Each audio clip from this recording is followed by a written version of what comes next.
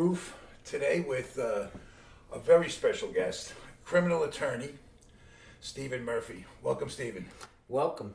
Thank you. I don't even know where to begin, but you have such a storied career.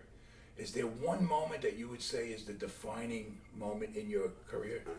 Well, what's funny about cross-examining people and doing criminal trials, I've always felt the most important thing is, I grew up in the streets.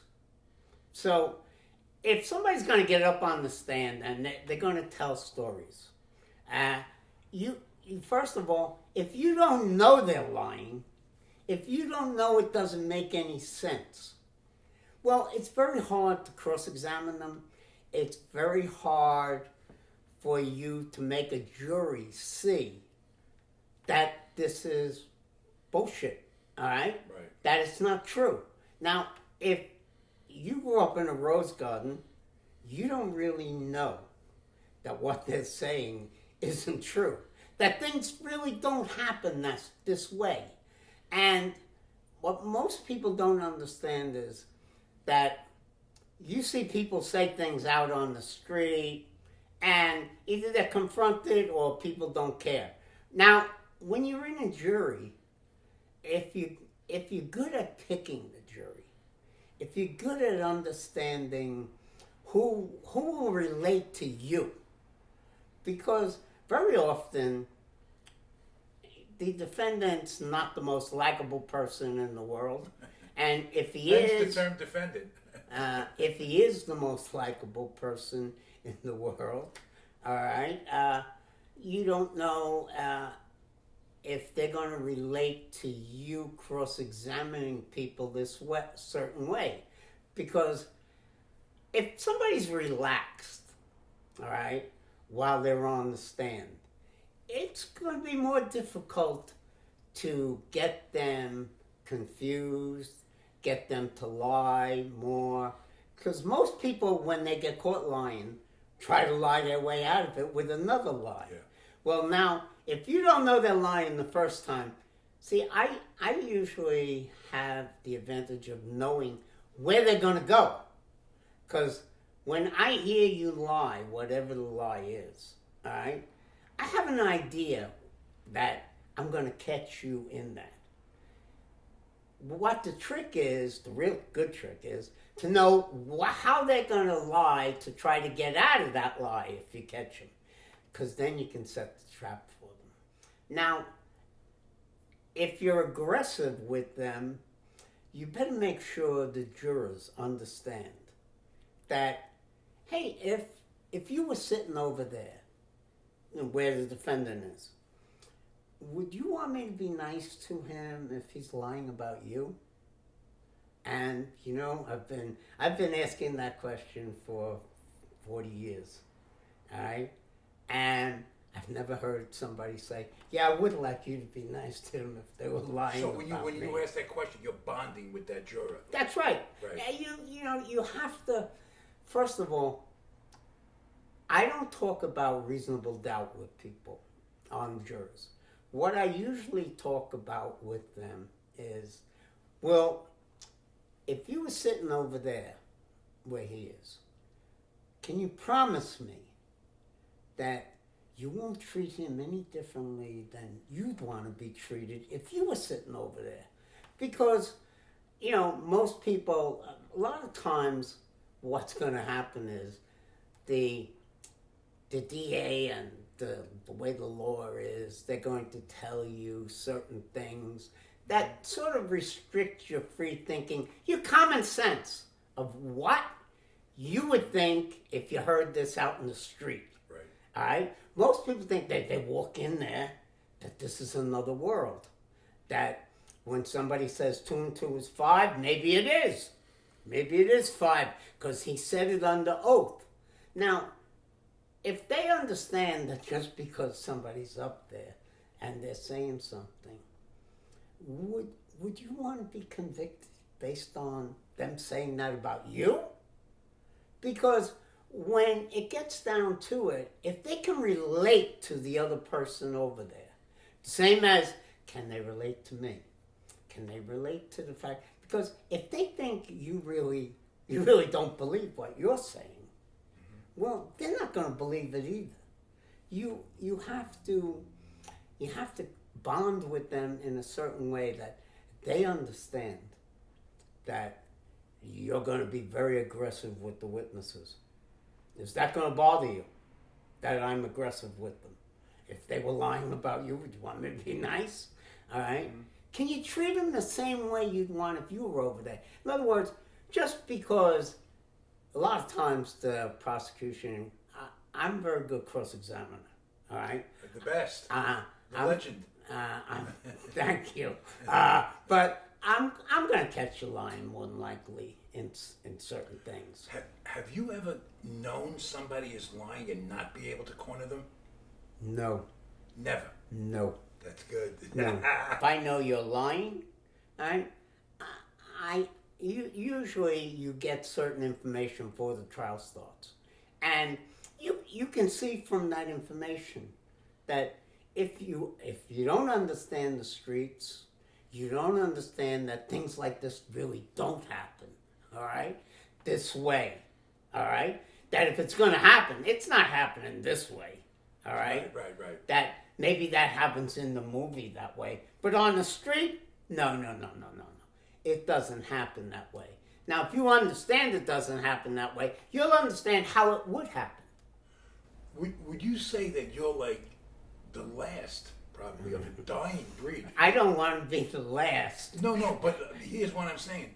People don't have the combination, the balance between the street smarts from experience firsthand and the education.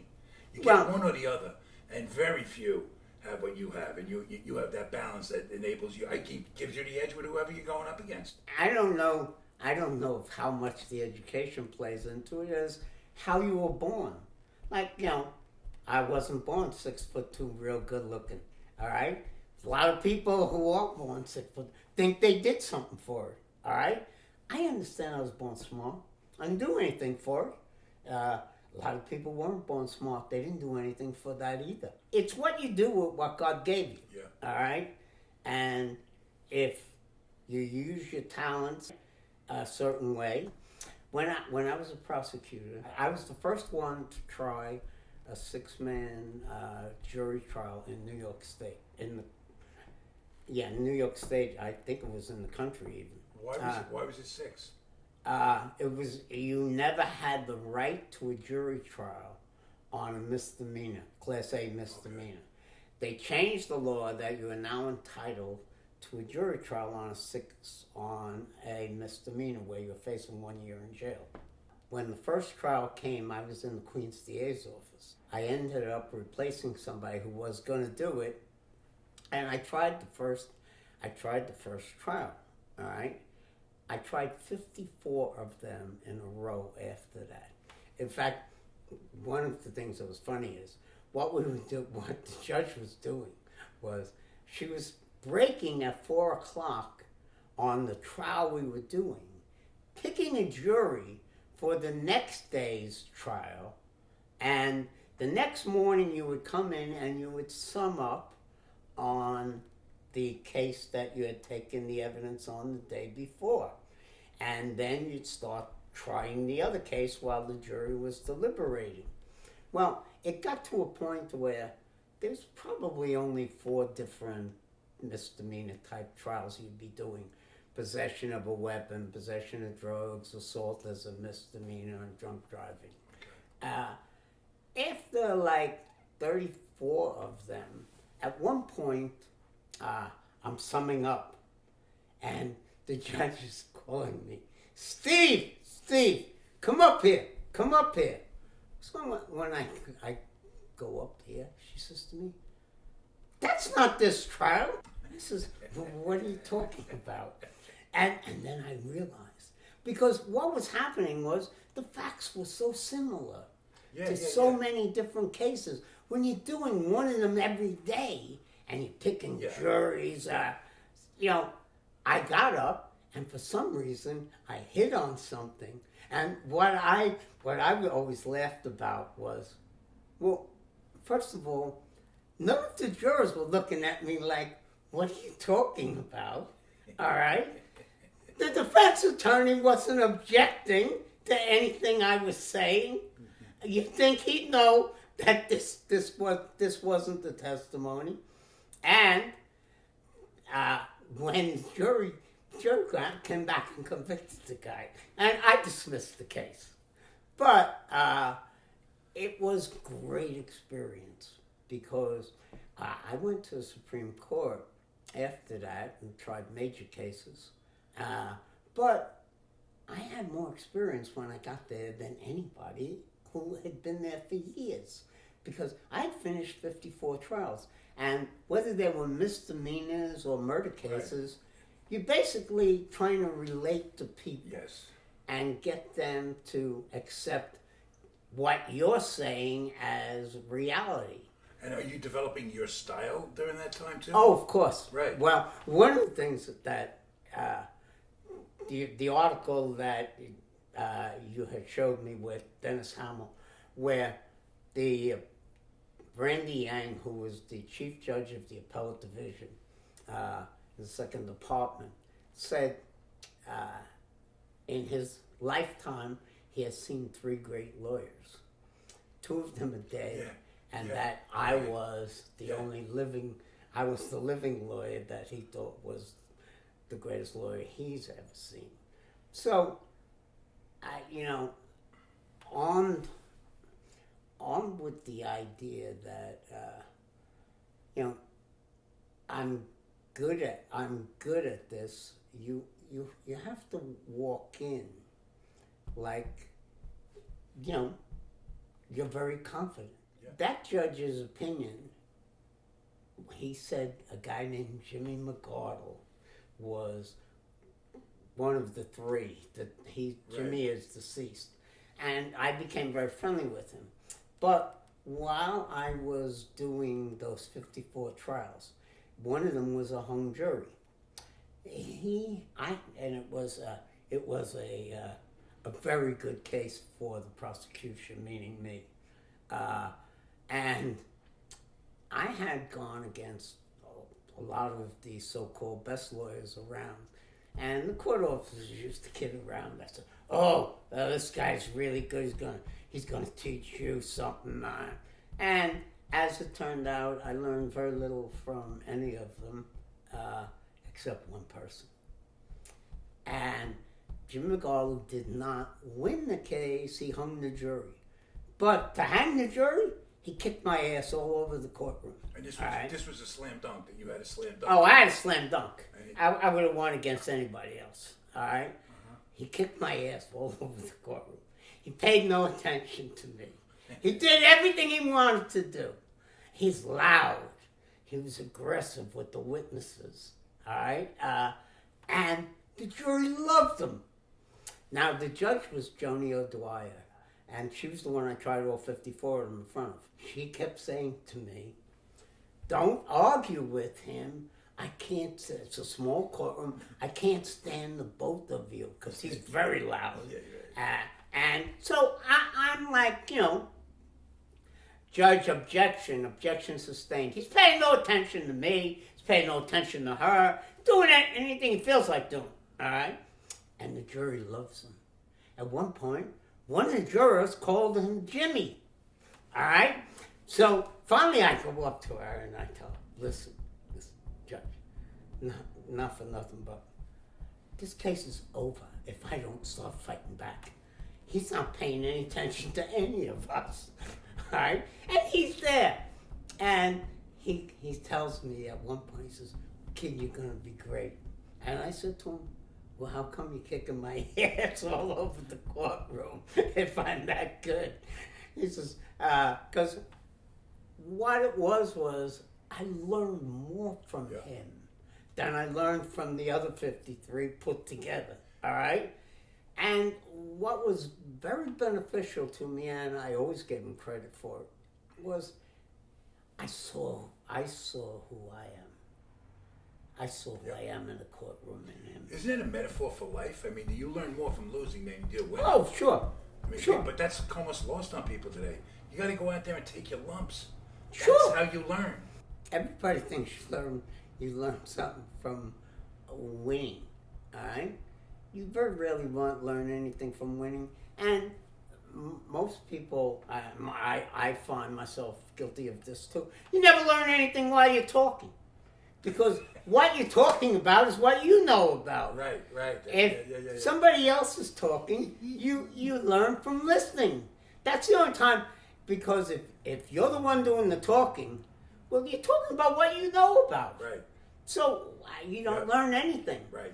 But from him kicking my ass all over the courtroom, all right, I learned not only that he was great at it, but I learned what I saw myself in him, in the sense that, oh, this is what I know how to do this.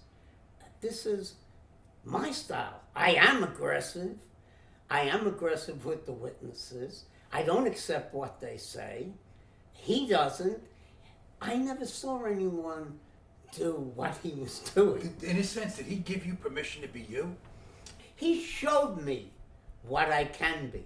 All right? And when I became very friendly with him. I laughed. When I said, "Oh, he says, kid, you great." I says, "Well, how come you kicking my ass?" And when I said that, he says to me, "Time will come when very few people will kick your ass in. In fact, nobody is gonna kick your ass in eventually." And you know what? That was the best praise. What's the highest accolade you've ever received in your career? I mean, you've handled so many big, high-profile cases. Oh, well. I mean, was it from a judge? Was it like what you just said? Was it from this mentor, in a sense, right? When the chief judge of the appellate division says that you're the best living lawyer he's ever seen, all right, and one of the two other people is basically my mentor, Jimmy McArdle. It's hard. Is it going to get any better than that? Right. No. I'm going to be the person in the courtroom most people are watching. All right? Yeah. So when the jury comes out, all right, they all want to talk to me. A lot of times they want cards. All right? But I would have to say that Randy Ang's compliment is one of the better compliments. But, you get compliments, and, you get criticized, too, by certain people, all right? Sometimes they say I'm too loud. There are certain things I could relate to you from different cases. I did this 440 motion, all right? 440 motion is newly discovered evidence, and it was a murder case in which this guy got convicted, and the lawyer who did the trial asked like 30 questions during the trial. He got no defense, basically. All right? So, but what it was there was a courtroom filled of 250 people. And it was like a 4 weeks, it went on for 4 weeks. The deliberation? The judge is going to decide it. Okay. It was a trial in which the top prosecutor came down. No, but the trial you're saying took 4 weeks. No. Oh. The hearing took 4 weeks. Trial took like God. 3 days. But during the hearing, I had a tape recording on one of the witnesses. There were two main witnesses. But I had a tape recording on one of them in which he was asking for $250,000 to change his story. And I assume what they were talking about is tell the truth. All right? But when I saw the audience was filled with people who were all on one side, and all of the other witnesses were going to be from that side, I decided that, well, I am aggressive to begin with, but I'm going to be super aggressive with them. Now, one of the problems that I had, I didn't really have the problem, I overcame it, but it is a problem. You're going through a translator, all right? So I could be yelling right in your face, and then everything you say is deflated when it gets translated. He now translates it back to him. So the only thing he'll really see, assuming that he didn't understand any English, which I never assumed. I understand. Yeah. He understood exactly what I was saying. So when I'm all over you, it's not just for you. It's for all the people who are there on this side of the aisle, all right? Mm-hmm. There's like 150 of them, all right, at least. The witnesses who are going to come, since this was a feud between two sects of different religions, all right?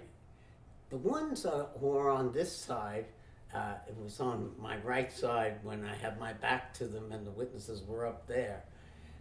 I knew all of them were going to go back and tell the other witnesses what I'm like. And I knew that would have a very profound effect on whether or not they would take a chance on lying. Now, I had a tape on the one witness, but I didn't have one on the second witness. But he didn't know I didn't have a tape. So when I went after the first witness, I made sure that the second witness understood that not only was it going to be very dangerous to lie to me, all right, that I didn't come here to make friends, I came here to win, all right? And it's very hard to overturn a jury verdict. Yeah. So you better catch them real good.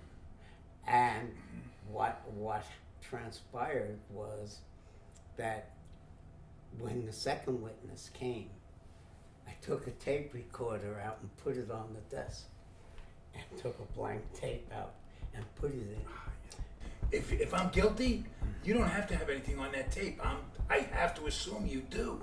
Well, I don't give you the impression that I don't. If I'm that guy, I'm done. I know. See, he doesn't know I don't have a tape. Right, so he's done. I don't give you the impression that I don't, and you're not thinking, nor is anybody else he's thinking. Done. He knows it. I'll tell you what happened. When I put the tape recorder out and the tape in it, the prosecutor said, "Let's break for the day." And I'm no, I don't want to break. I want to start cross-examining him right now. All right? No. So finally, the judge lets him get. It's a 3-day weekend. All right? So the judge lets him break and says to me, "You'll cross-examine him on Tuesday." All right? Over the weekend, I get a tape recording from the DA of him saying that what he previously testified to all day was lies. Because of one reason. He thought I had the tape, he was sure I had it, and they saw what I did to the other witness. So now it's deal cutting time. I get a tape. No, the case was reversed. Oh. And very few 440 motions are ever reversed. Wow. All right? But why did he send me a tape? Because when I took the tape recorder out, keep in mind, they knew I did the same thing for the first witness. Took the tape recorder out, put the tape in it. Now here I am doing it for him. 99.9% of the people in the world do not figure you don't have the tape. No, you were that right. You're just doing it. Yeah. You need to have the chutzpah to do it. But he also knows whether he actually said something that you could have on tape or not. Yeah, so he knows he's lying. Right, he knows he's lying, and you just nailed this guy with a tape. So it's like playing Russian roulette. He's got, is he ready to roll the dice on that? I mean, that's right. It's time to cut a deal. That's right. Do I give you the impression? That's when you sit back and go, well played. You had so many high profile, like Bensonhurst was a huge case, right? Howard Beach, you did Westie's cases, right? Yes, I've represented just about I do a lot of work for Albanians. And you're a very confident guy and really good at what you do. Did you ever realize in the moment, as you're on one of those big trials, that it's not just about this trial, that this trial is going to have an effect on an entire New York City? Oh, well, not just a city. there was nothing funny about Howard Beach. There's nothing funny about any of those cases. Right. Somebody's dead, Yeah. and it's a kid. Yep. All right, and during Howard Beach was very, very, very contentious, and I was, as far as the lawyers were concerned, I was the center of the, I was the focus of the whole thing. I was the one that was Of that Howard Beach trial. yeah, I was the one that was ripping the witnesses up, all right? And basically, police all wanted everyone to go out the back door. And I said, I'm not going out the back door for anybody. I'm not going out the back door, all right? And, everybody said, well, why won't you go out the back door? And I said, because you know what? When you start creating the impression that you're doing something wrong by representing somebody, whether you agree with them or not, because truth, everybody thinks I had arguments with Al Sharpton and everything. I never had a problem with Sharpton in my life. All right, get along with him, get along with his lawyer. Mike Hardy very well, tried cases with him, thought he was a very good lawyer. But it's somebody's perception of why you're doing something, all right? I have nothing against people outside. I have nothing against people protesting a young man being killed. Yeah, right. All right? I realized that his mother was there every day, Jean Griffith. And I became very friendly with the family. But I went up to her in the middle of the trial. And I asked her, could I talk to you? And I apologized to her. Because I could see I was probably adding to the misery she was going through. All right? You lose a child. Yeah. And here I am, taking the witnesses apart to a certain degree. And I'm very friendly with Joe Hines. I've become best of friends with him. All right? In fact, I have the only article I do keep on the trial is from 25 years later with him and I. How do you do that, though? How do you approach Mrs. Griffith? Like, that's got to be so... Well, yeah. Tough. First of all, if you're full of shit and you go up and approach her,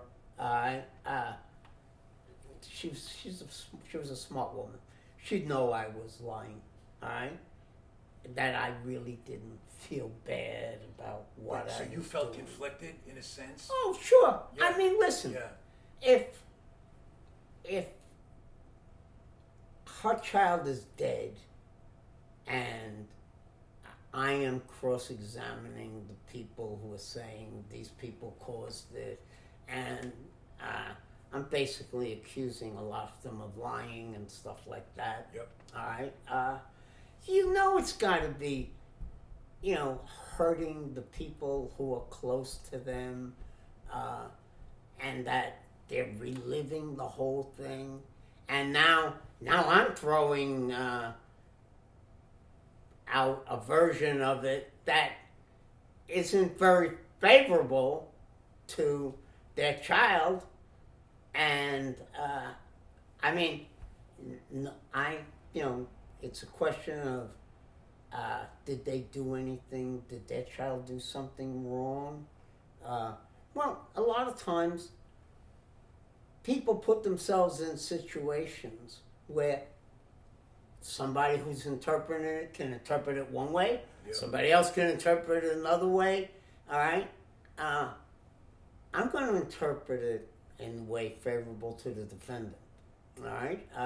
And sometimes that adds to the grief, the sadness of the whole thing.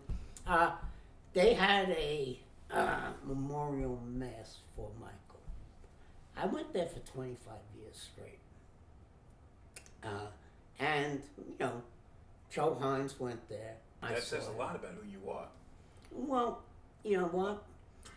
I don't think if you're not sincere, most people will, listen, I'm very good at picking up that the witness is lying and that he's full of shit and he really doesn't feel this way. All right? And it's like, very few people understand that cross-examining somebody is, how things happen out in the street. Use your common sense. Would you think if you were there, and how do you think it would happen? Do you think it would happen the way I'm saying it would happen? Because basically, I have the edge of knowing that I'm from the street. I understand the street, all right? I know it didn't happen this way. I know how it more than likely happened. So when I do my opening, I'm a big believer in telling them what's wrong with what they're saying, what's right about what I'm saying, and ask them to just use their common sense, their license. This is no different. I mean, people think they walk into a courtroom. This is another world. This is the same world that's out there. But it happened out there. We're just talking about it in here. I'm just reminded of how impactful these cases were to this city and the state this country's in right now. I mean, that all of these things that got us to where we are. We're so far away from your perspective there. I mean, there's so little compassion, and just in everyday life, it's so okay to be absolutely like dishonest and just overlook like obvious stuff. It's just, and when this whole like Black Lives Matter movement was going on, especially in this past summer, with a pandemic going on at the same time, I'm saying, I'm not black. I could never understand truly what that is. But how can you not understand their angst when a kid gets shot in the back 8 times and he doesn't have a weapon? How can you not understand that these people are enough is enough? They're fed up. I'm just saying, there's that energy right now, and it's just like half the people don't give a shit. Most people can't put themselves in the victim or the victim's family or whomever. I mean, there are 2 versions to just about every story. Right. All right? Right. But if you use common sense, why did you have to shoot him 46 times? No, why did you have to shoot him 8 times? Right. You have a job to do, and you did your job the best way you had, right? But you still had compassion. Sure. Where is that? Where else is that? Well, where else do you see that? Very few people can transform themselves into the other person's body and the other person's mind. In that, how would I feel if they shot my son 8 times? Yeah. All right? And he had no gun. All right? Would I be pissed off? Of course I'd be pissed off. Would I be outraged that nobody is complaining about this? Yeah. That this keeps happening? Sure I would. Right. All right? I'm not a, Trumpster right-wing lunatic. I understand,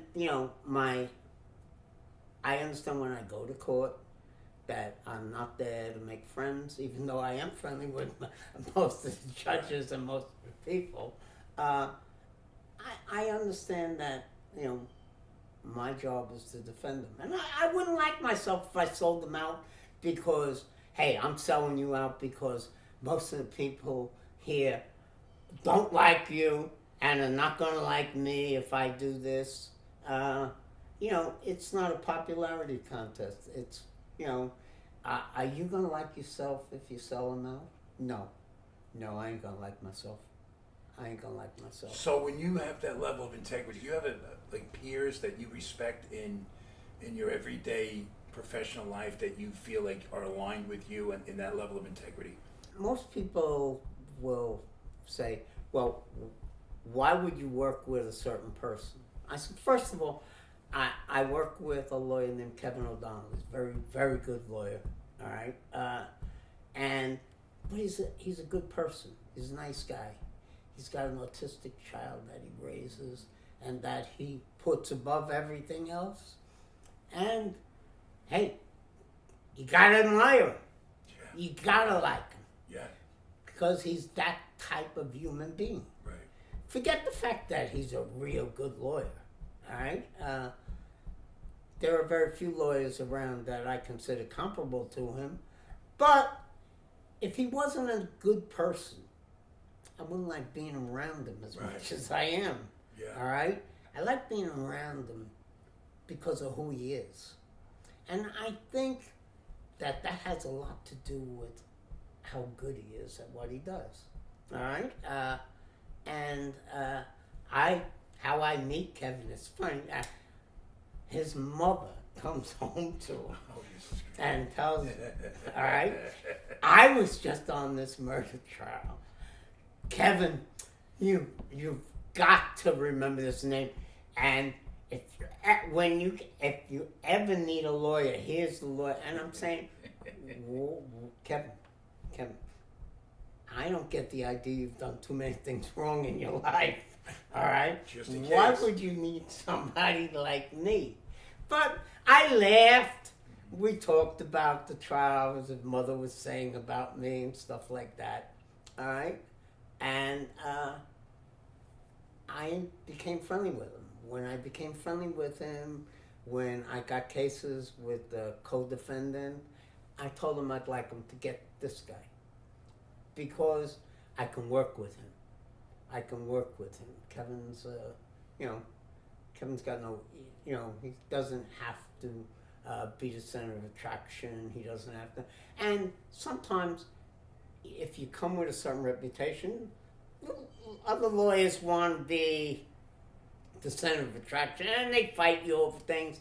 And the truth of the matter is, I really don't have to be the center of attraction, but certain people, because of their personality, are going to be the center of attraction.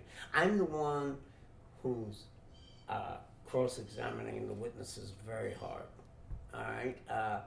And that's going to attract a certain amount of attention, all right? And basically, when people come to interview you and things come to interview about the case, they're going to come to you. So you're going to get the attraction from your, basically I say my style has a lot to do with it. With somebody like Mrs. Griffith, I mean, that's her life, right? But when you do this for a living and it's your profession, each case is that individual's life or their, it's the most important thing in their life at that point anyway. And then you go on to the next case. Does it all balance out? Do you think in the big picture, like if one guy gets off and maybe he shouldn't have, or one guy doesn't get off, maybe he should have, does the big picture kind of balance out in your perspective? Well, it's hard to talk about what balances out. No, we don't know, mathematically, but do you think that more or less, out of all my clients, that innocent people got convicted. You got a stellar record, so we can't go by your record. No, nobody who didn't do it ever got convicted. Okay, the reason I ask is because I got away with a lot of stuff just because of people stepping up. like walking me out of situations. You know what I mean? Like I can't, Yeah. not at liberty, but off the record. No. But here's the thing: it's up to me to be responsible for that break. I wasn't always, but I understand now. Like it's never too late to do the right thing, right? So, but if you get somebody off that you kind of know maybe, you know, didn't do the right thing in one thing, but they get off and then they do the right thing.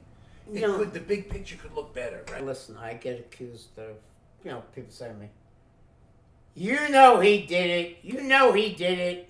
You put him back out on the street. He's basically not a nice person. Maybe he wasn't. Maybe he was. All right. A lot of times they don't have enough evidence. A lot of times, But I always have one answer, a stock answer. Listen, God will judge him. I'm not here to judge him. I'm here to represent him. All right. Now, would you want me to be the judge and jury? Because I don't think there's too many people that would really want me judging them. Because I can tell you right now, God may be merciful. God may forgive them, but I'd have a real hard time forgiving them. And I don't think they'd want me judging them. And I don't think I'd want somebody else judging me.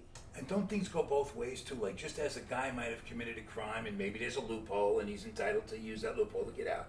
There's other guys that have been set up and are doing life, or decades or whatever it is. There are people that were drug addicts and were selling drugs to support their habit who got lifetime sentences under the old Rockefeller law. Right. I mean, right. This is an absurdity of this right-wing lunacy that we have to criminalize everything and anything. So where is the problem? Is it for-profit prisons? I mean, isn't that a big part of it? Oh! I mean, right? Anytime you introduce money into something. Isn't it just so obvious, though? I mean, this is just like, come on. Well, I mean, come on in the sense of, do certain people get put in jail for longer periods of time?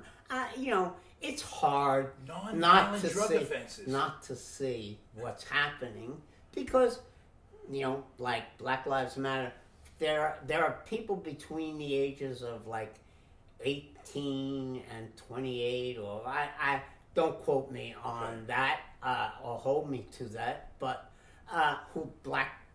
young black boys, all right, or men, that basically get harsher sentences and go to jail for things that a lot of times they're just selling drugs to support their own habit, all right? They're drug addicts selling drugs. There are certain people that, when you're talking about the solution to this problem is put them all in jail.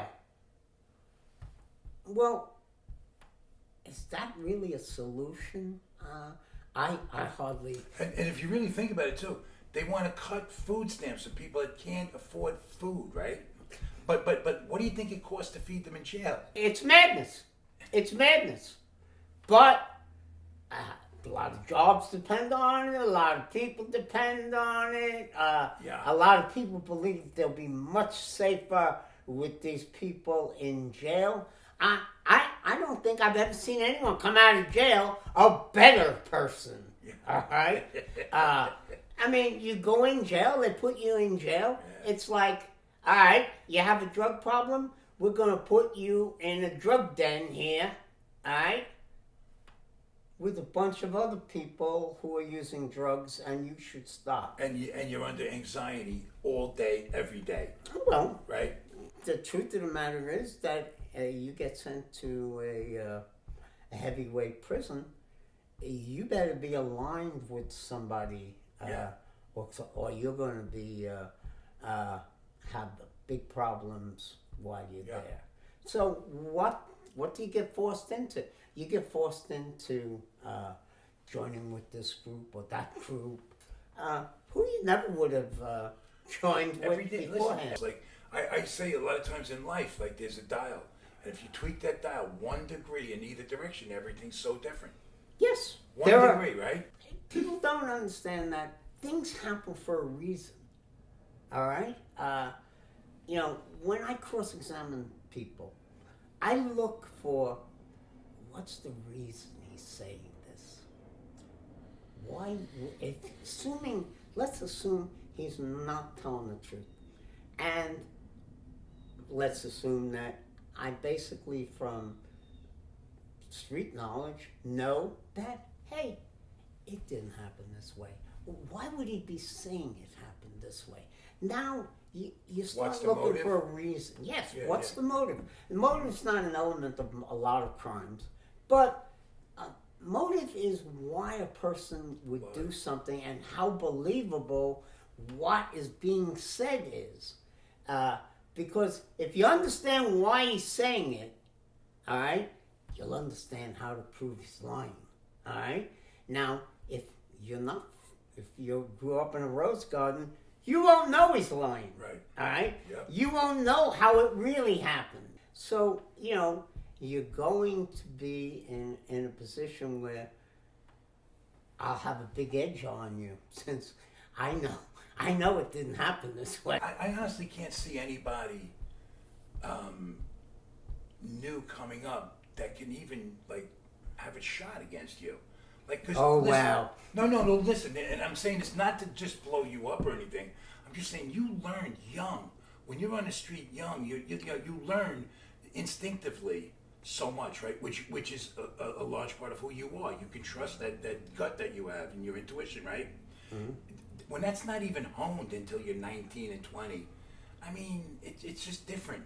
You're not coming, you could school somebody before they even realize they've been schooled.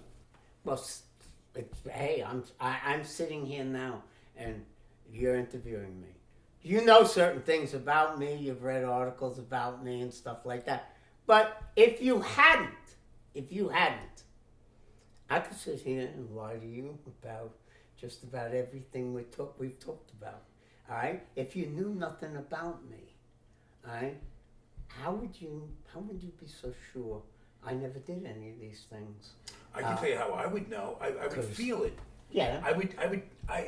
And I'm not saying I would be right, but I would trust my gut.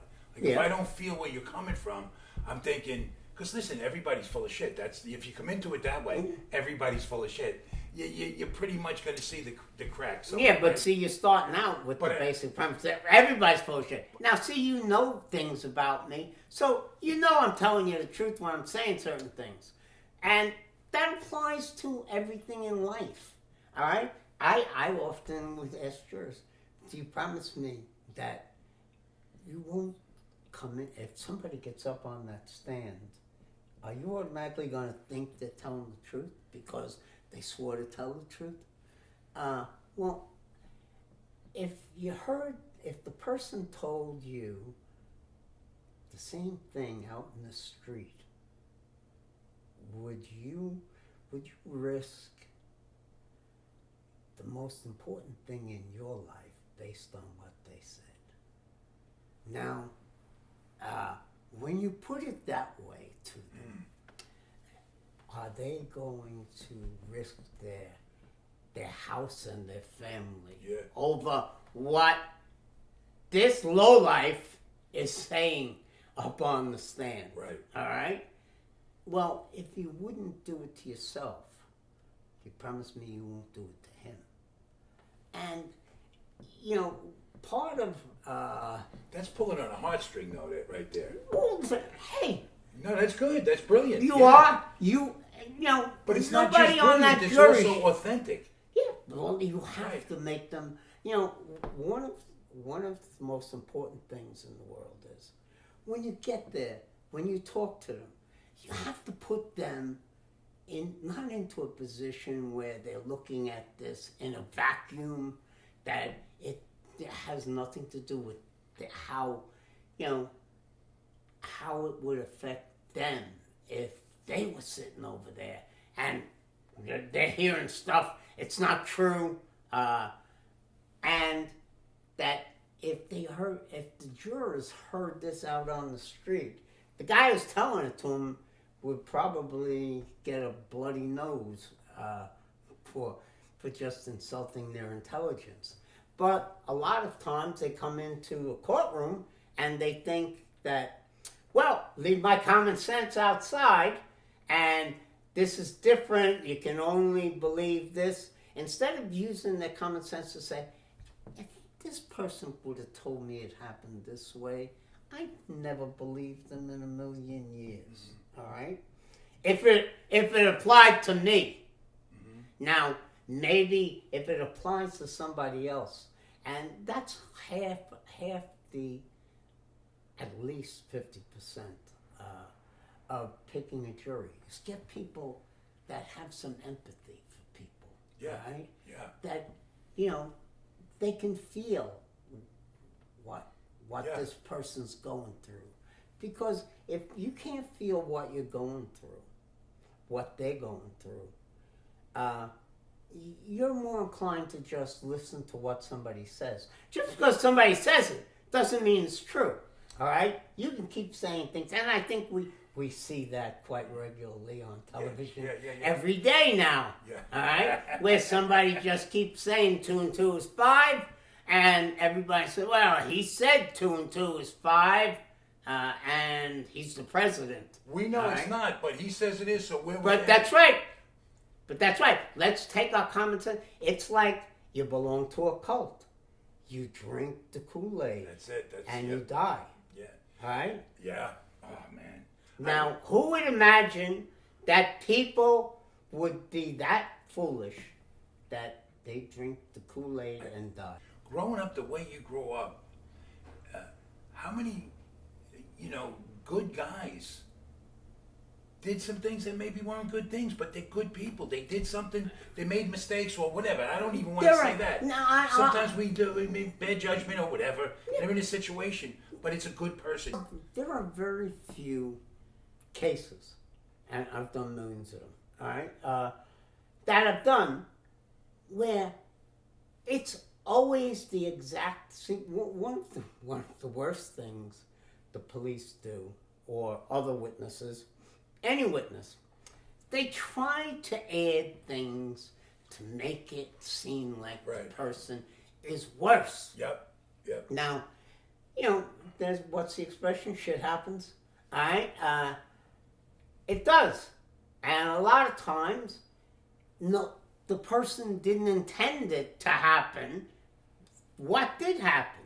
And most times, when people get up on the stand, they try to make it seem like he's worse than he is. And that's usually why they don't come off very well on the stand, is because instead of just telling the truth, all right, and limiting it to that, they want to add stuff to it, all right? And they want to make this person into a bad person. And they make the crime worse than what it was, all right? I don't think I've ever represented anybody that was as bad as somebody tried to portray him as. And I don't think I've ever done a case where everybody told the exact whole truth, all right? They add something to it all the time. Yeah. And that's what usually gets them caught in what they're saying. I mean, it's like, you can use certain things against people or in favor of people. The same exact thing. There's, the police don't take a statement from him, and they have recorders. And they're saying he said something. Well, why would you have the record? If the jurors use their common sense, why'd they give them recorders? They gave them recorders to record people making admissions. And if you didn't if you don't have it, a reason why. Yeah, sure, exactly. All right. If they really said it, well, why wouldn't they write it out in their own handwriting? All right. Why wouldn't they say it, and why wouldn't you record them saying it? Why wouldn't they agree to saying it if they really did say it? All right? And a lot of times, I mean, I've had police officers tell me that, hey, nobody, I would ask them, I said, well, he said all these things? Well, let me ask you something, all right? He would have. Did you have a phone that recorded on you? Did anybody in the station house have a recorder? Or have a phone that recorded? No. Well, now, that sounds like bullshit, all right? And it was. Why did it turn out is what he didn't understand is that I knew that they just put in a whole edition that they paid a lot of money for into this police precinct. And it was to record people being interrogated. Well, this is the same person that says, well, no one had a phone. No one had anything. So when I catch him in that... Game, set, match. Yeah, he tries to tell me, we only do this for homicides. And I says, well, this was a shooting. Yeah. And the person had... Just didn't die yet. They didn't die. So you're telling me this is exactly why we did this. And now I'm... But see, the worst part isn't that he didn't do it. The worst part is that nobody's going to believe anything else that he says now after this. So what you end up doing, and what I think I'm good at is, I catch you lying once. It's like a boxing match. There are certain fighters that can't finish people. Okay, this is great. When a guy is a pathological, narcissistic liar, like he's incapable of telling the truth, it's not such a big deal when you prove he's a liar because everyone knows he lies. We know who we're talking about here, right? I don't know who you're talking about, but I know who I'm thinking about. He's orange. So, like it's almost where that, like that's a, you got somebody there. You can prove that this person's a liar because you just flat out caught them in a lie, exposed them. What happens when that's accepted? When it's okay to lie? Like it's absolutely okay. In fact, it's endorsed and encouraged. That is the problem. And the problem, the problem starts out. How would you cross-examine him? Meaning Donald Trump? Yes. I'm a big believer in that there are theories to every case. To every case. All right? I start out with theories on all of my cases as to what happened, why it happened, and I look for what's more reasonable and what's not reasonable. Now, Donald, if we're talking about Donald Trump, all right? Yeah. All right. I start out with, first of all, his whole life as he portrays it to the general public is a lie. Right. He's been a loser all his life. He's been a grifter all his life. He was daddy's little boy, all right, until his father passed away. And then he became daddy's little grifter, all right? But he lost his guy got $445 million, something like that, and lost it because he's incompetent. And see, take away the fact that he did the TV show, The Apprentice, all right, which was fictional, Right. all right? He lost at every business he's ever done. That's the only thing he probably succeeded at, and he couldn't stay there. But he succeeded at it because it wasn't true. Right. Exactly. Yes. It wasn't true. Right on. And if you look at how he portrays himself, he tried to portray himself as a self-made man. Well, if he's self-made, he's a self-made loser because you take Trump Steaks, Trump Airlines. You take the 6 businesses. Well, the charities are a different story. The charities are the low life, the most despicable thing that anybody could do. Robbing money from people in need, and you're collecting it, and you're trying to portray yourself as a decent human being. When everybody in New York here wouldn't lend them money, none of the banks would, nobody would go near him. And then he goes to Deutsche Bank, which is controlled by Russia. Yeah. Now, see, 99% of the people who are Trumpsters, they like to take their common sense and just throw it away. Well, if you look at his connection to Russia, first of all, start with Deutsche Bank. He beat Deutsche Bank out of hundreds of millions of dollars.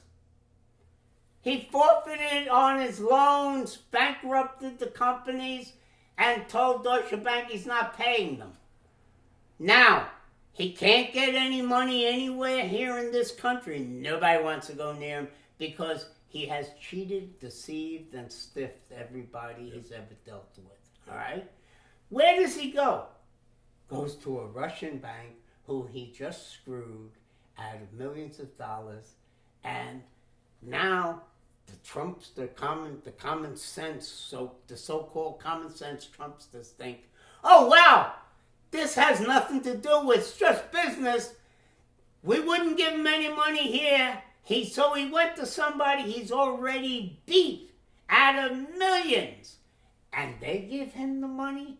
No, that's not how things work in the real world, unless somebody is pushing this for you. Who's pushing it for you?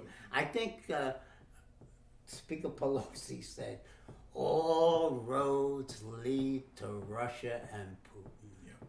All right? Now, ask yourself this. Why would they give him the money unless Russia didn't okay it? Now, I just saw in the paper the other day where he's doing away with flyovers, spy planes, or I guess if it's accepted policy, it's not really spy planes, but planes that fly over Russia. We're doing away with that. They're giving us nothing for doing away with it, but we've decided that it's in our interest. How? And these are billion-dollar planes. We're destroying them. Who in their right mind would think that, well, you know what? Today's Wednesday. Let's get rid of the flyovers over Russia so we can see what's happening. And let's destroy the billion-dollar planes, too. So nobody else can do this. And we're getting nothing out of this.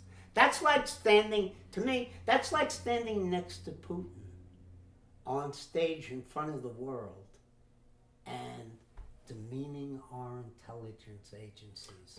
But taking Putin's word for over their 17 word. out of 17 came back and said he interfered.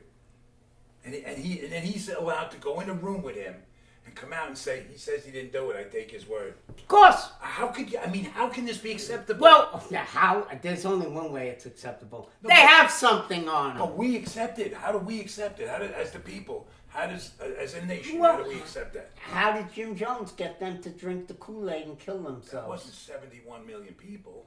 How does he get them? When you're in a cult.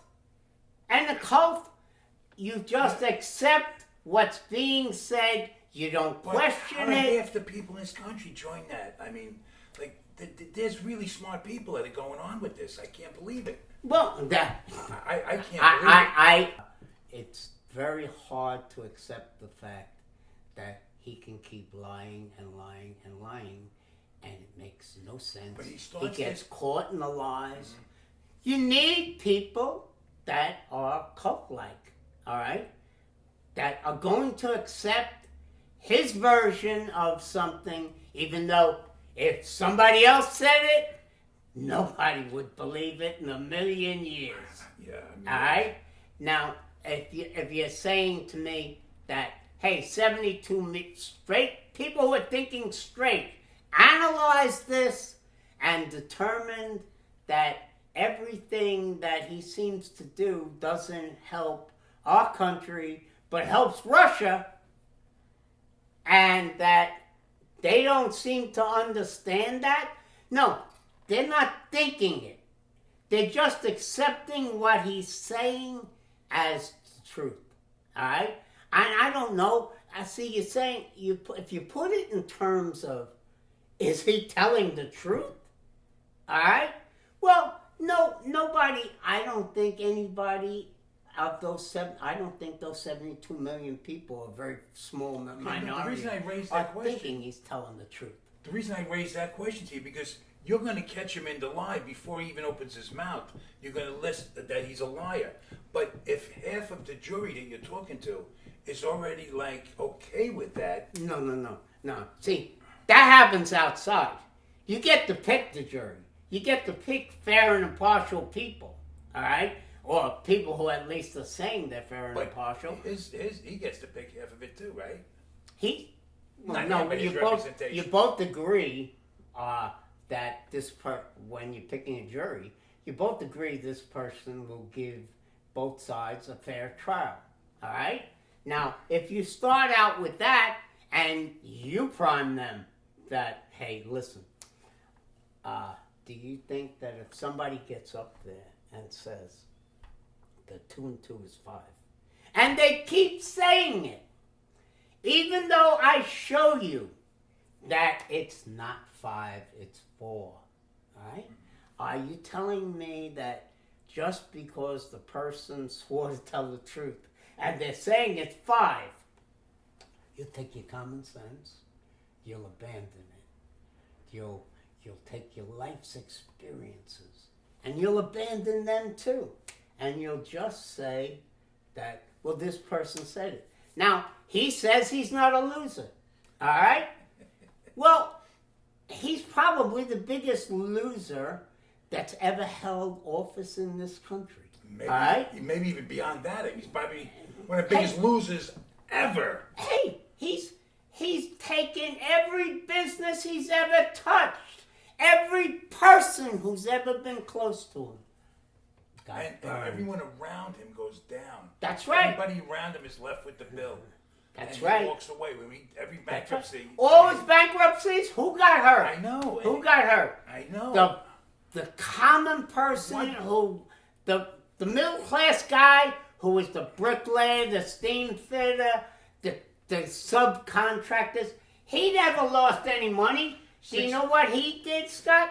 He paid himself out of the companies. He came out with money out of all the bankruptcies. Yes. He's been a lowlife all his life.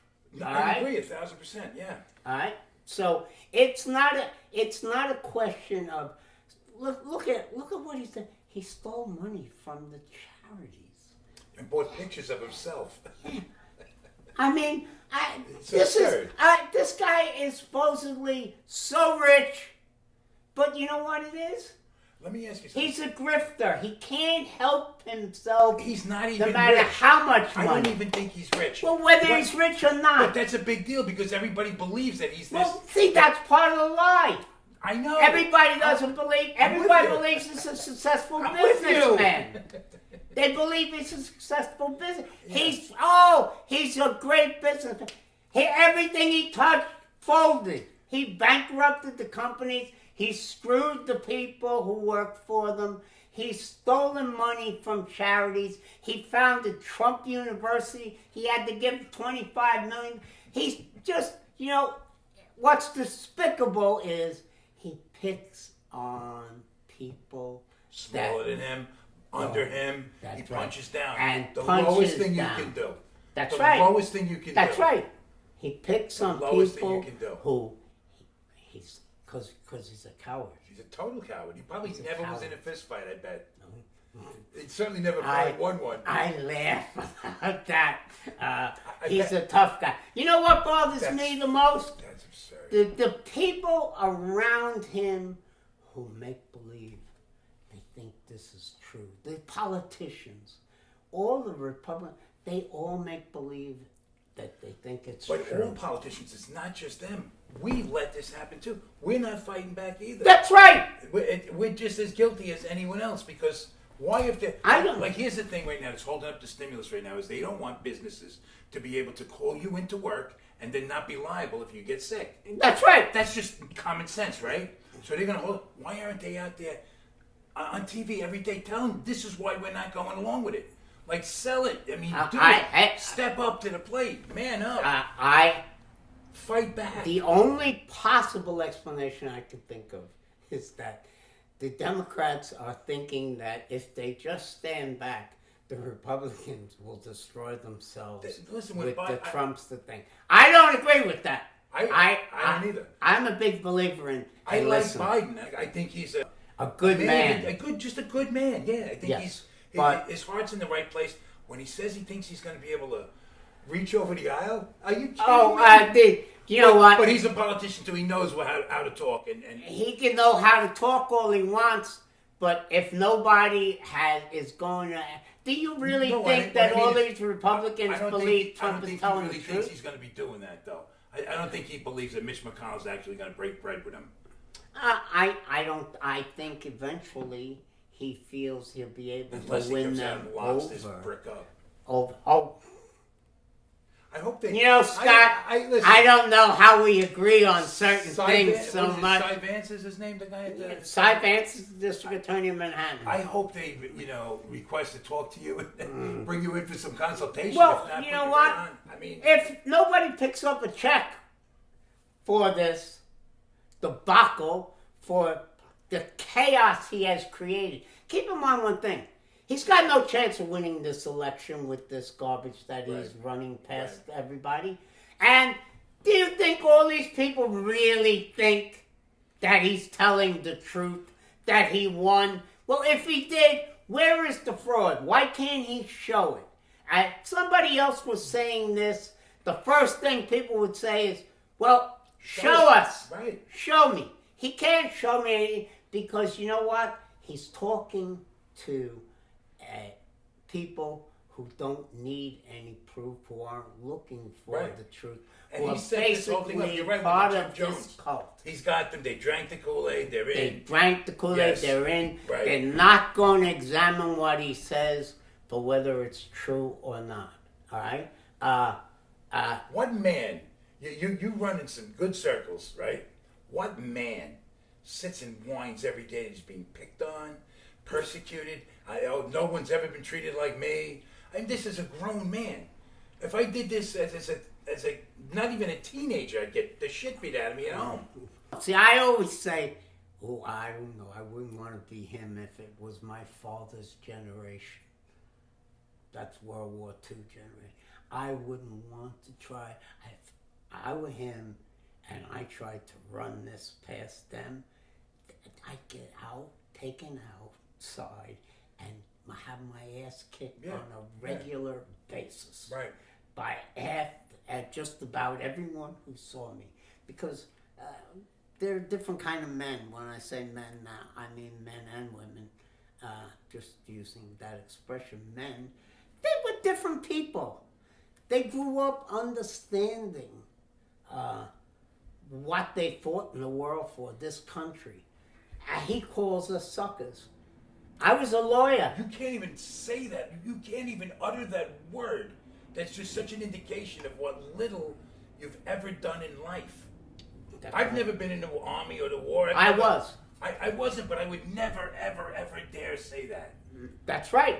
You can't go there. Because it's so disrespectful of this country and everything we stood for that this draft dodger is up there basically saying that anyone who wasn't a draft dodger and who fought for this country is a sucker. All right? Well, you know what? It's funny because when I got on the bus at Fort Dix, I was a lawyer, all right? And at that time, there was a draft, and it was Vietnam, all right? And you had to fill out a piece of paper before you got on. And one was your name, your service number, all right? And what you did in civilian life. Well, if you were drafted, your service number started with U.S. All right. If you enlisted and volunteered, your service number started with R.A. Is that better? Well, that is it better? Well, it just shows you enlisted. I mean, You that's volunteered. like a badge. That's a badge of honor, right? Well, You volunteered. not according to the drill sergeant. He looks at them. And he says, "Where's Murphy? Murphy!" Says, "That'd be me, Sergeant." And he says to me, "You enlisted?" He says, "You're a lawyer? You gotta be the dumbest fucking lawyer in New York." Alright? And I started laughing. I said, "Wow, this seems like it's going to be a lot of fun." Alright? But the idea when I heard him say suckers, my wife said, "He's talking about you." He's talking about everyone that proudly stepped up. Oh, yeah. Hey. You know, I mean, Hey, I understand what he's doing. and he's breaking every union he can, and he's He's- destroying every person's Well, dignity. you know what? Russia doesn't need anything more than him creating chaos in this country. Now, him saying our intelligence agencies are lying or don't know what they're doing. The newspapers are all lying. That you can no longer believe anything you He came hear. out of the gate with that. That's right. He He started out. And that's Hitler 101. Yeah. Well, That's all this is. listen. I tell you what. Look at what is happening in this country. You got almost half the people fighting for things that are absurd. You can't believe what you read in the papers. You can't believe anything anyone says except him. Well, that's Jim Jones. That's Hitler. These are all autocrats. He's a tin pot would-be autocrat. He's just a grifter that got a job. And you know what? One of the things that's going to take him, he can't stop being a grifter. Yeah. All right? Yeah. He is who he is. Yep. All right? Yep. And that's why he lies about everything. And you know what? And he doubles He's down. not that smart. So he keeps getting himself where he's contradicting what he says. I'd love to cross-examine him. We're talking about cross-examining. Am I good at it? Yeah. Oh, I tell you what, I'd like to cross-examine him because I'd like to see every single business he had, why they were losers, why he keeps saying that he doesn't like being a loser. You know why he doesn't like being called a loser?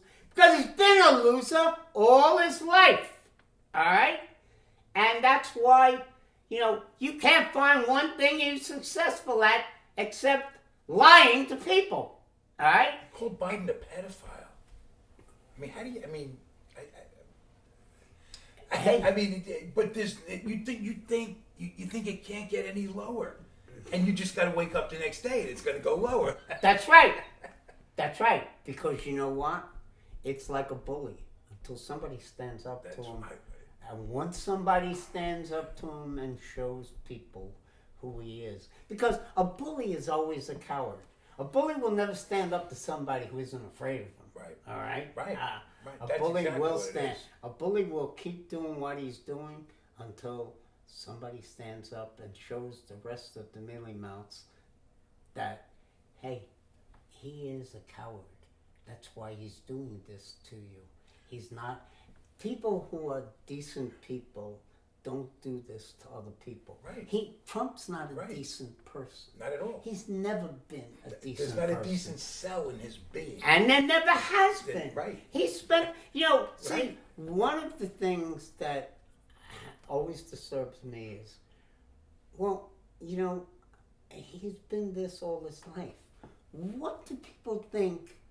Why do they think if they make him president, he's going to stop being this? Well, listen, He has shown. it serves him on two levels. One is he does cater to people that are going to help his movement. Like, so if you're the wealthy people are making a killing right now. On the stock market, but that's the only thing. And the rest of the country's going down the tube. Yes, but I'm saying there's just that 1% is like killing it. But right you now. reach a point. Yes, you reach a point. But I'm saying I can understand their interest. I mean, because on greed, just greed. If you can, okay. If you're talking about like the stock market, it can't go on forever. When the rest of the country is going down, eventually, what happens is the bottom comes out. The bottom comes right. out, and then the market feels that. Yeah, but right? But I can understand for people's selfish needs, why they would align themselves with somebody like that doesn't give a shit about other people, and because they want to be this elitist. It's because they don't associate the stock market with him. All right, they associate this with. First of all, most of the people who are in the stock market have been there all their lives. All right, and because they've been there all their lives, they don't associate it with, hey, this is just Donald Trump. All right, a lot of people who are, I'm not one of them. A lot of the people who make money on the stock market, all right,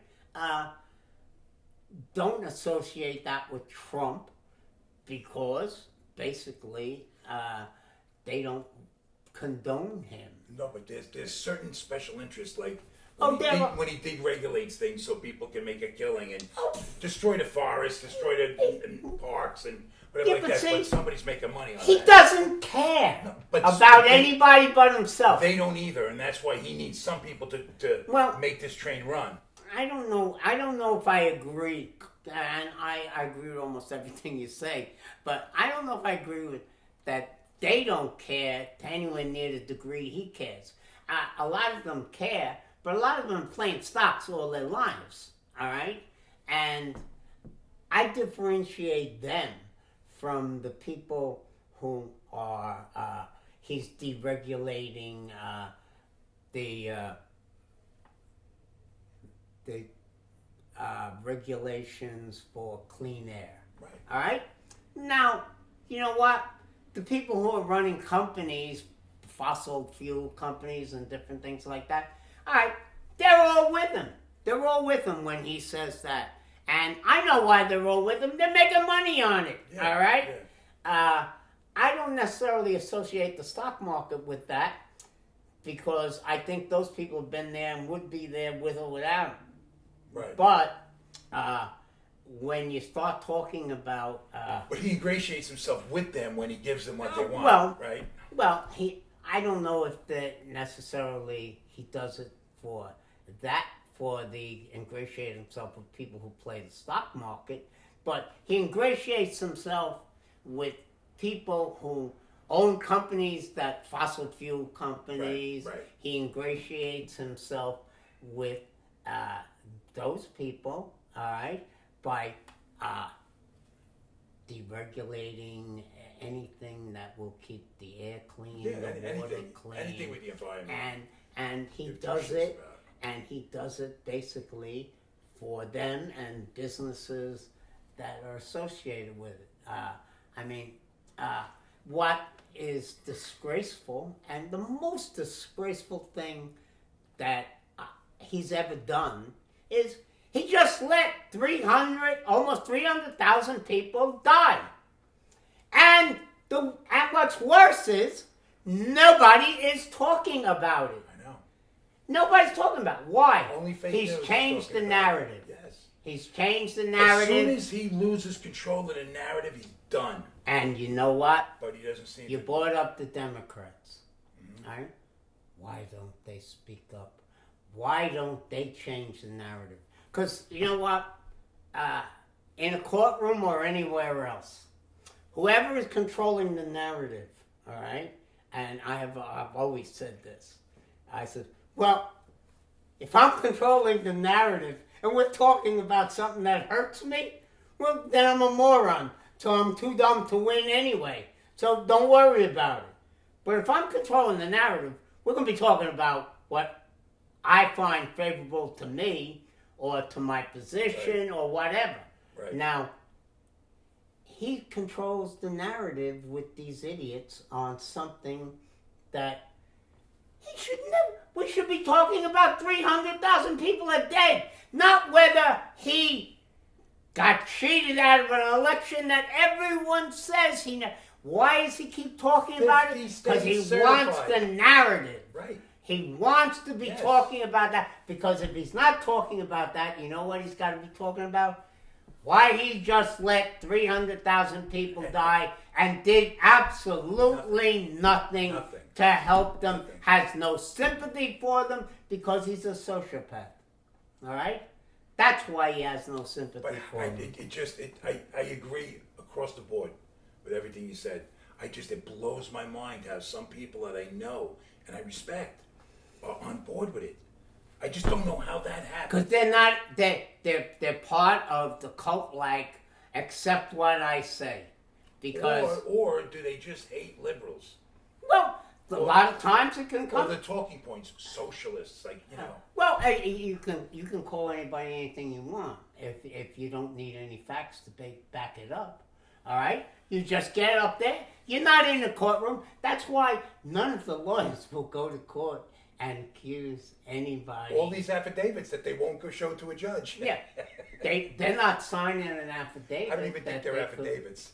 No. They're not talking. That what I'm saying is, when you go into court and you make a motion, you have to support it with an affidavit that you, the lawyer, sign. And if you're accusing people of fraud, all right, that's a license loser when you have no proof of it and make accusations like that. And they also say they have statements from people, but when it comes time for them to go to court, they don't give any of these statements or put their balls on the line. And the judge laughs them out of the courtroom, and they go to the next courtroom. Yeah, but see, it's only got to do with one thing. We don't want to talk about this 300,000 people dying. Let's keep this absurd monologue going on. Stay on point. Right. Let's talk about he won the election. And you know what? It's so absurd that the media keeps going to it and following it. Nobody. There was 3,000 people died yesterday. Yes. All right. Yeah. Is anybody really talking about that? What else should we be talking about but that?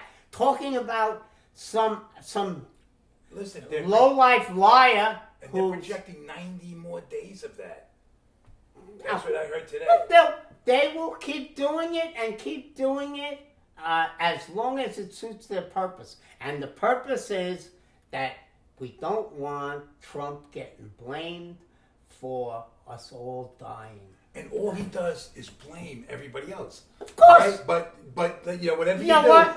you all know. I have always maintained this. You can tell what he did or what he's going to do by what he accuses the other people of doing. Yes. Because right after he accuses them, he does what he's accusing them of.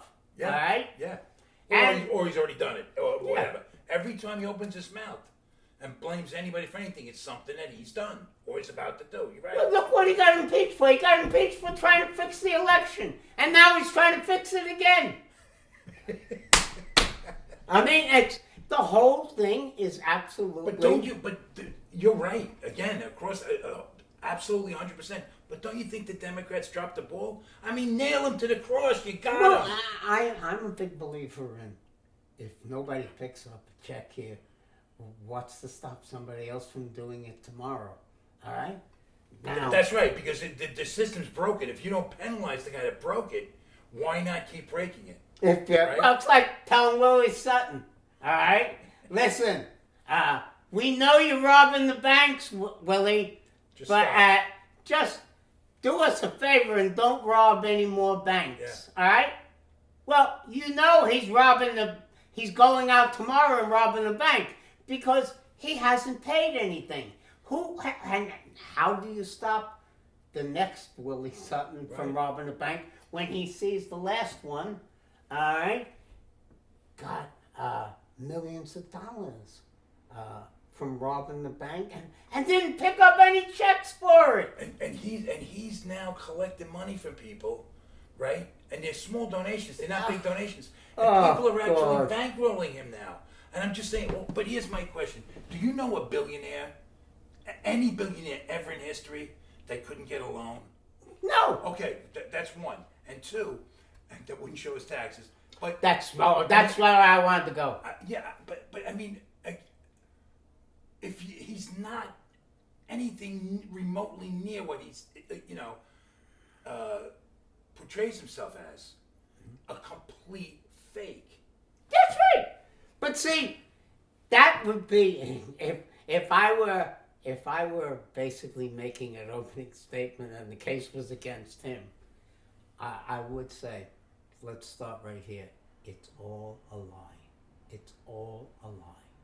Everything he says that he did that was so great, all right? He's lost every single one of them. He's been a loser all his life. They portrayed him on a fictional TV show as being a great businessman. That was the biggest joke of all time. And it has carried him through to a point where he is now convinced people he's a great businessman. And he's such a buffoon that was a cash cow. And he let that go and puts himself in the middle of this potential disaster that he knows you have to know you're unqualified for this. I mean, he has to know in his heart he's a fucking moron. But what does he have to lose? He has nothing to lose, and he doesn't care about anybody else but himself. So if you told him he'd come out with a hotel in Russia, a hotel in Turkey, how did he from the White House? How did he let the Turks go in and murder all of our allies who did all our fighting for us? How about the Arab guy that killed that journalist? And he goes, he's powwowing with the guy. And he gave me his word. He said he didn't have nothing to do with it. Yeah. Oh, it's a fucking American journalist. Well, you know what? Fake news. I know what? Except for one thing. If I were going to court, I'd like to say, well, you know what? He says he didn't do it. So, therefore, he didn't do it. And all the intelligence and all the police officers that get up here, all right, you don't believe any of them, even though they have pictures of him, they have this. Yeah. He says he didn't do it, all right? Like Putin said he didn't poison do it. People. Yeah. He's not paying. He never even confronted Putin with he's paying people to have our soldiers killed. Yeah. Okay? Right. Now, I mean, we could go on for days with all this. I could go on. Right? I could go on for days all by myself. But it's. Do people really think that just because somebody says something that means? No, I think there's just such a disdain for the other side. So this guy's just like we have to, even though he's full of shit. He's like he's a retard, but he's our retard. Well, I don't disagree. I don't disagree with that. All right, there are people that just say, well, they say they're Republicans. There is no Republican Party left. All right, it's him. Everything they said they valued. All right, he has torn apart, and they have followed him down the road. Eventually, it's going to be time to pick up the check. Right. And you know what? Got to make him pay it. If you don't make him pay, and you don't make the rest of the Republicans who condone this, because without them condoning it, it couldn't happen. It couldn't happen. If they all rose up and said, this bullshit is ending, all right? He can't get anywhere without them. They have sold this country out by going along and saying, my job, my importance, my power comes from being a senator or congressman or whatever, and I'm not losing that. I don't care about this country either, all right? I'm going to keep mouthing something I know is complete bullshit. Yeah. All right? Because that's exactly what they're doing. Do you really believe, does anyone, that they all think that what he's saying is true? That he won the election? No, they're going along with it because he doesn't want to go to near the idea that we're doing nothing. People are dying. 3,000. It's going up and up and up. I think there's going to be enough there to put him away. And that's why he's fighting. Oh, I know the Manhattan DA's office it's not amateur night, all right? They go after you. They got something on you, and I could guarantee you that's been on his mind. Yeah, I just hope that there's no bullshit done there, and somehow something's worked out where he walks. I mean, I just don't, that would blow my mind. But he won't admit to being guilty. It's like, I'm pardoning. I'm going to issue all these pardons. For what? I want to know what you're pardoning them for. Right. I want to know what you're pardoning them for. The left's going to attack them and make some shit up. So let's just not even go there. Well, that obviously that's what he's saying when he's saying, I want to pardon myself. But he's going to pardon himself for what? What he's telling us is our system is so broken that the other side can just make shit up on his family and destroy them. No, he's counting on the fact that he's broken the system. That's what I'm saying. Right. He's broken it. He's broken the media. He's broken all of our law enforcement. You can't believe any of them. You can't believe what you read. Even though, Bob Woodward's interview, he said he knew how bad it was. And yet, he would not do a damn thing to save these people's lives. And Bob Woodward, his journalistic integrity is impeccable. I mean, the guy's not bullshit. I don't even think there was a question about the fact that what he was saying is true. Well, when he puts tapes, why? Nobody believes it over there. No one wants to believe it. I know, but if you don't want to believe it, you can just if I say 2 and 2 is 5, and you're with me no matter what I say. I know. You just ignore the fact that what I'm saying is a lie. But the thing is, it's disturbing because there's it would be so funny if there wasn't so much at stake.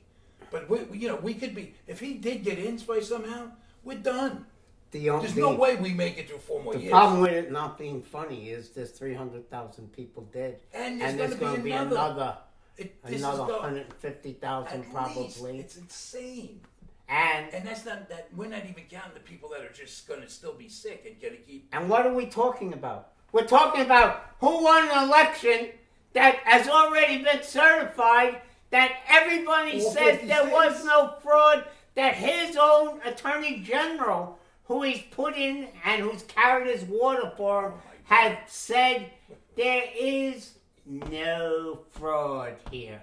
But yet, he's going to keep talking about it because the alternative is people will start looking and saying, 300,000 people dead. He's not doing a damn thing. Don't you think Mueller could have? Mueller could have come out heavier on him. Heavier. I mean, listen. Even he did say that we didn't charge him for what we could have charged him for because you can't charge a sitting president, which is not a law.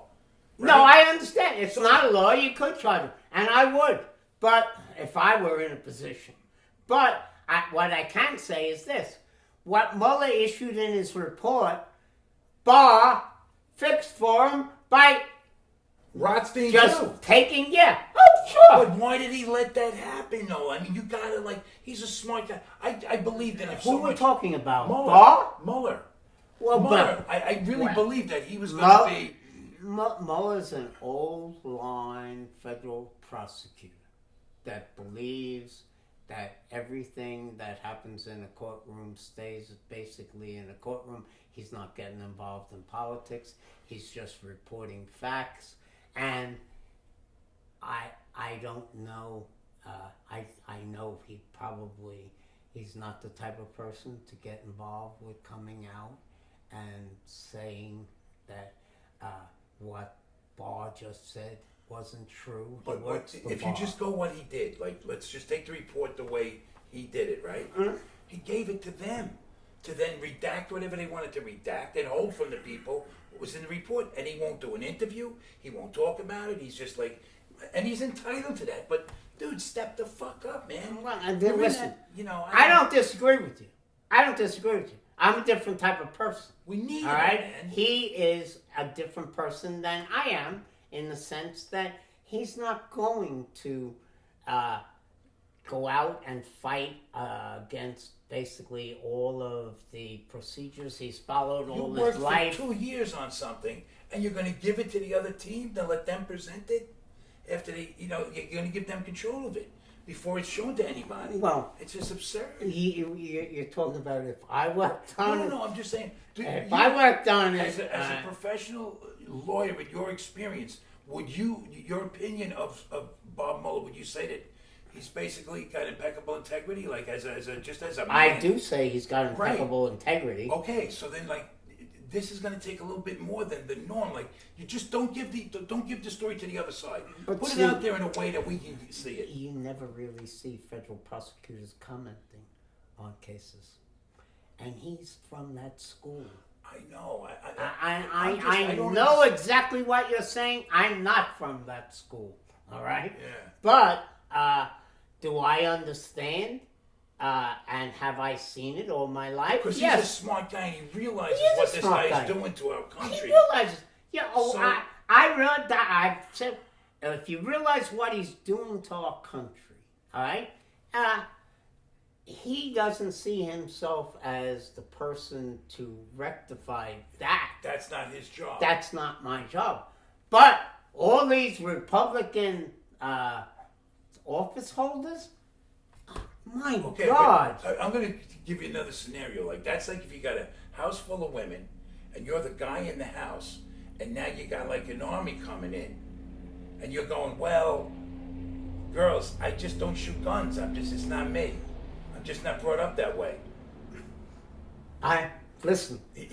Is that correlation? Yeah, I understand exactly what you're saying. Dude, I mean, I understand exactly what you're saying.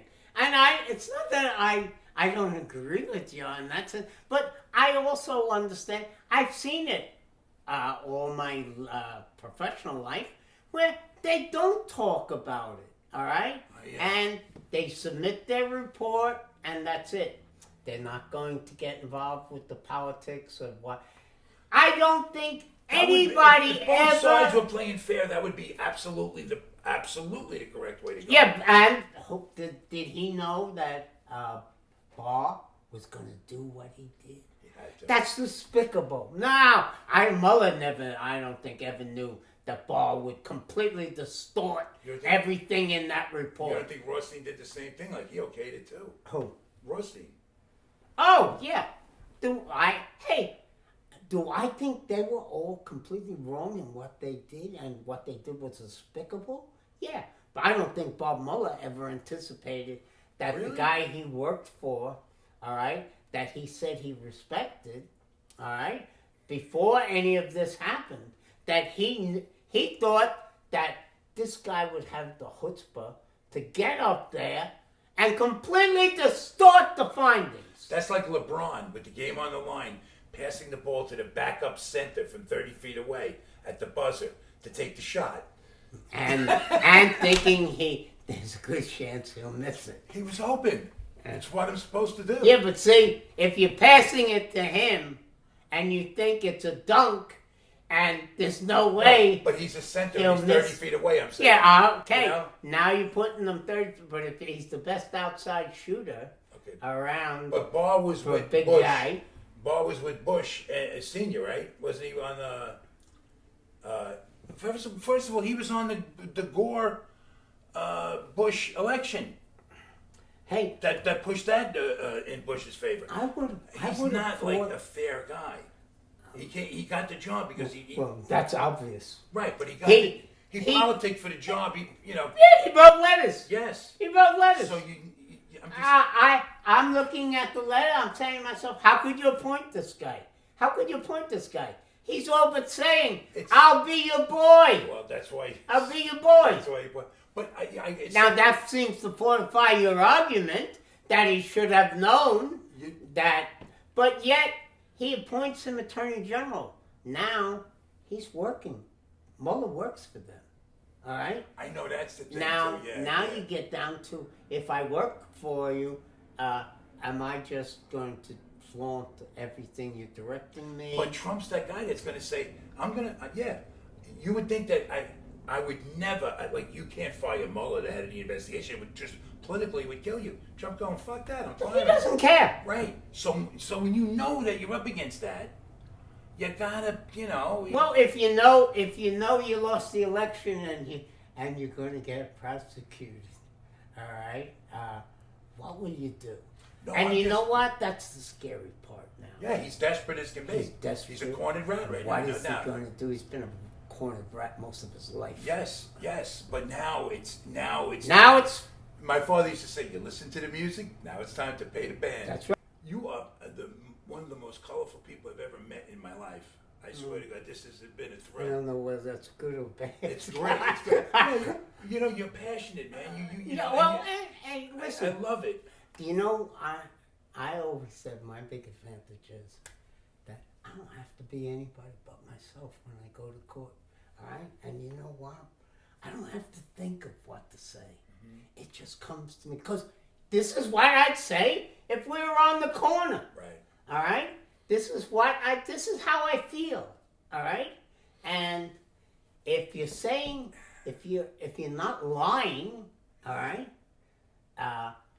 it's much easier. Talking to Dennis last week, he says the same thing. When he's writing to his friend. It's like when he's writing a story, he's writing a letter to his friend. The friend's going to see through the bullshit, hear through that nonsense and condescend, whatever you would try to sneak in there to fluff it up, you know. And Colin Quinn, I know Colin. Colin's the man. He talks like he's talking to the kids on a stoop. That's right. And it's just like it's. That's why I like Colin That's right. Quinn for that reason. He's the best. It's Right? down to earth comedy that you understand. He talks about things that you can say, oh yeah, oh yeah, oh yes. He's really witty and really bright, but you know what? Nobody works harder. Well, you gotta work hard. So at it. hard, man. You have to work hard. Steve, thank you so much, man. Thank you, This is Scott.